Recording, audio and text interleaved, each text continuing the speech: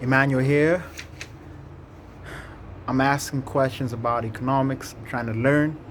I'm looking for fellow allies in the process of learning, scholarship, and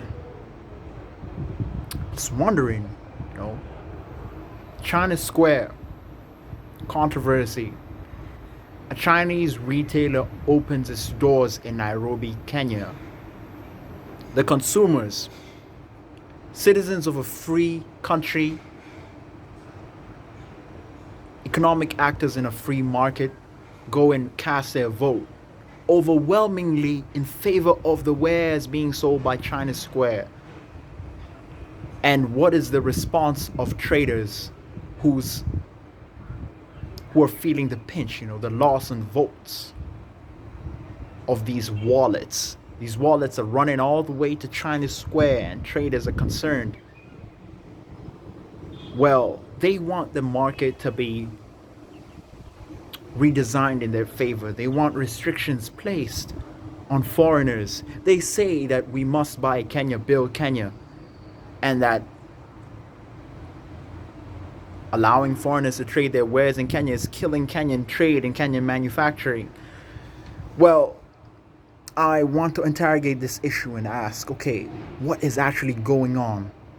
Now, today, we can put on our economics hats and ask ourselves, okay, what's going on?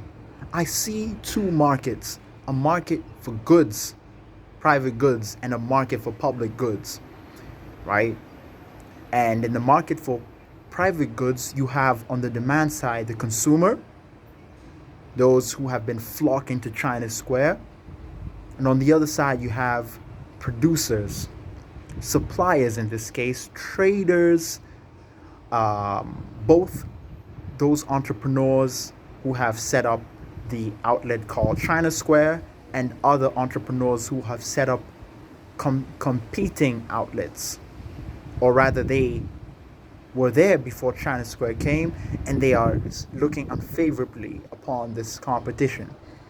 And then in the market for public goods, we have on the one side, the demand side, we have the public, both consumers and producers who would benefit from a stable policy environment, or those who want to exploit policy in their own favor. And on the supply side, you have the government and the Kenyan constitution. Now, the question here is, how did all these interact to produce the series of events that led to the China Square controversy? Well, on the demand side for the market for private goods, consumers, what do they want?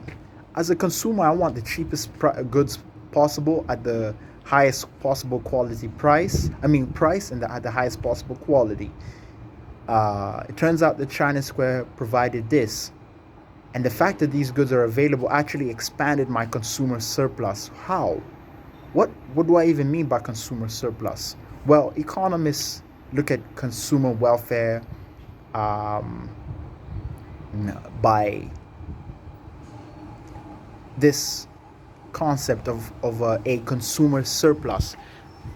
In layman's terms, say this: look, people are intelligent, and they know to maximize their incomes. They will know to go out there and optimize how they spend their money. They know to go out there and look for the cheapest goods, but most importantly, the utility of the goods that they seek. The utility is subjective. That is, they find what they like. It is not up to anyone to tell them so. The problem arises here when on the supply side, other traders want the government to restrict their freedom, and they feel that they have been outcompeted by China Square, right, on the supply side, and so they want to get into the market for public goods and actually change the incentive structure. On in the market for public goods, we have the consumers on the one hand, right? The consumers and the investors together on the demand side, because they actually consume the public goods, in this case, regulations. And the problem that optimally, right, what I might say and what economists might say, what I've learned from conversations with different people and through reading is this: better have a stable policy environment, because a stable environment is predictable. Predictability is attractive to investors. They know what to expect. But traders, who are themselves also consumers of this public good, want the public good to be skewed to produce better outcomes for them in expense of foreign traders and domestic consumers. So it's not really buy Kenya, build Kenya. It's really buy from these specific traders, the traders in question, suppliers as represented by the Gikomba, Nyamakima, Mudurwa, and Isli Traders Association, right? On the supply side, you have a government apparatus that was being piloted in their favor. They want to move to skew policy to redistribute incomes effectively from the consumer to not just any supplier, also away from foreign suppliers, in this case China Square, and to the consumers, the specific traders in question, the traders who have been outcompeted by China Square. So they organize this, together, right? What we have is a lacking, consumer rights. Groups have been found to be, maybe they were not responsive in this case, right? And what should... There's a call coming in, very distracting. So